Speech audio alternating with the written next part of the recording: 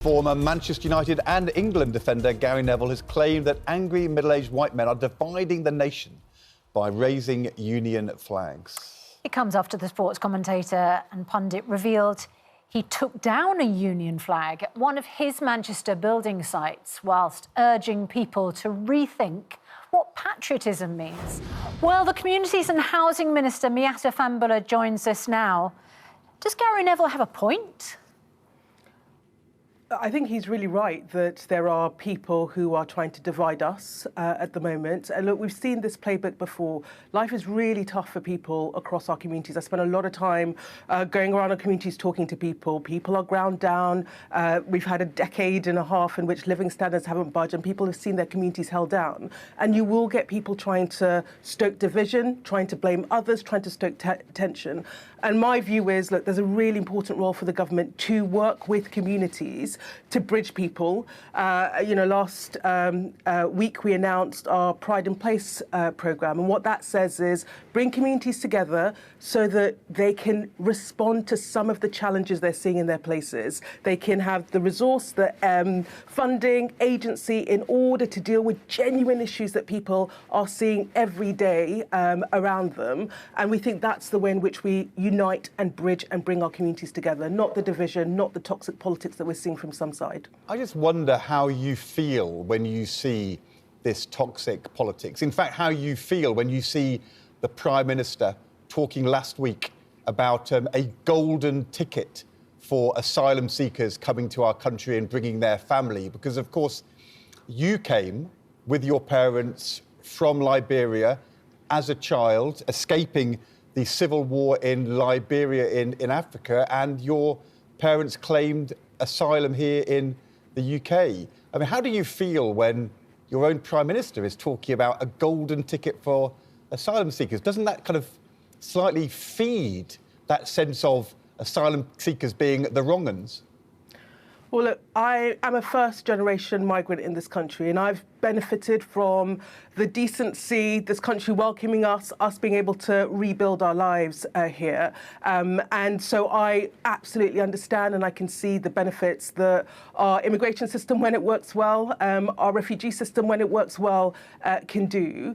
And look, last week, the Prime Minister was really clear that we are a decent, compassionate, tolerant country, that we should absolutely stand up against people who want to stoke division, who want to throw and accelerate racism, and he is right on that. There is an issue of how we respond to our immigration system. There is, because there is no one, whether you are a first-generation migrant like me or not, that sees people coming in boats and thinks that's okay. It is not. It's not right for them, and it's not safe. It is not right that people are exploiting people's misery, and it is not right that we have inherited a system that is absolutely broken, and we have to fix that so that we can have an immigration system that is fair, that does the job of making sure that where people need asylum, we are providing asylum, but that fundamentally works and works in a way that is right for our communities. I don't know how your father and mother came, but they were escaping a civil war.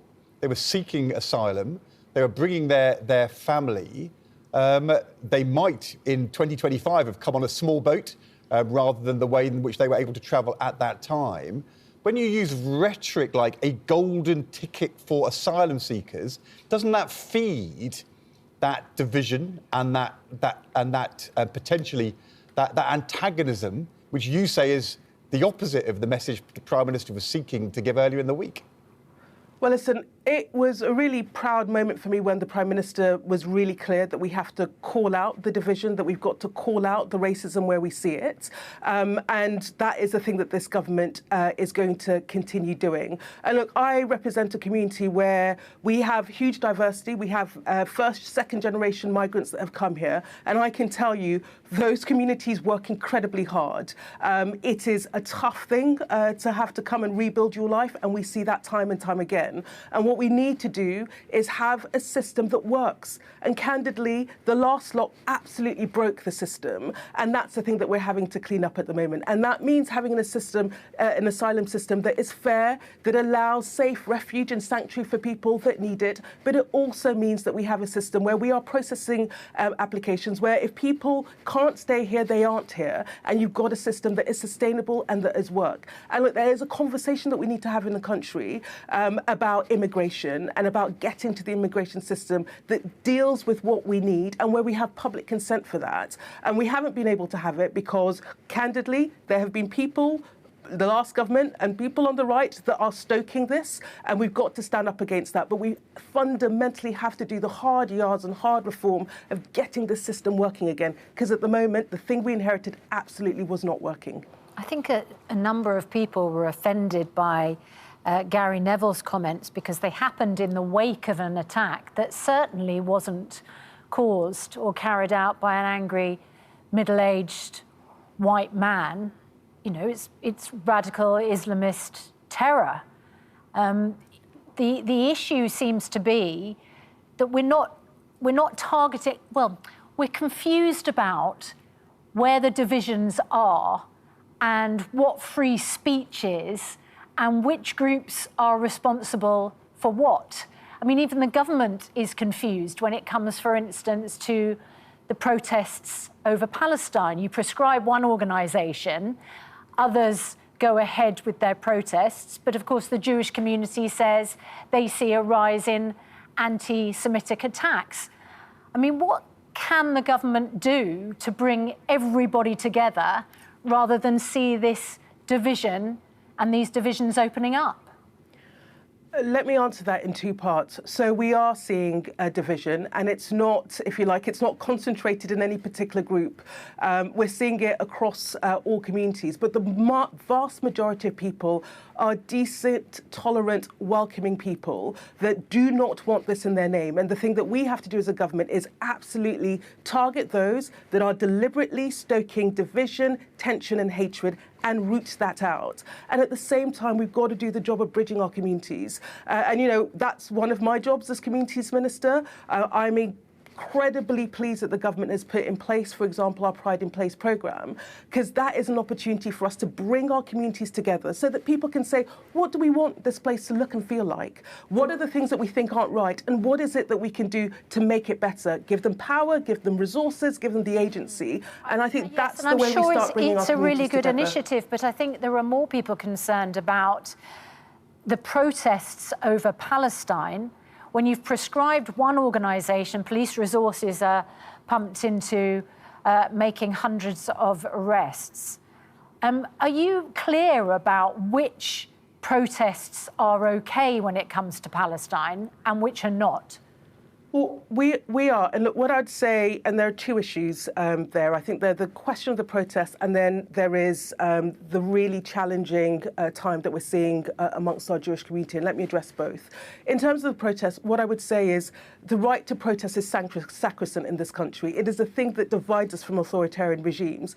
But we have to make sure that protests aren't done in a way that intimidates, that causes fear or causes harm. And that is a really delicate job that the police has to do to make sure that we get that balance right. And we will always support that. Look, this is a really tough time for the Jewish community. We've seen a massive increase in anti-Semitism. We've seen an increase in religious hate that is absolutely intolerable and unacceptable. And we have to take strong action in order to clamp that out and root that out. And one of the things I will be doing is working with our Jewish community leaders to make sure that we are doing everything that we can as a government to ensure that community feels safe. We're in the 21st century and our Jewish community does not feel safe in this country. That is not right, and that is not something that we can accept. But it's not just the government. This is something for all of us across society. And my big message is we have to stand together in solidarity and stand against those that want to divide us, those that want to sow hate. It is not and will not be tolerated in this country. OK. We appreciate your time, Minister. I know as Housing Minister you had suggestions on how to improve the housing market this morning, but it just feels like at the moment the focus should be on how we unite communities currently feeling sensitive, vulnerable and under threat. Thanks very much indeed. Good to talk to you.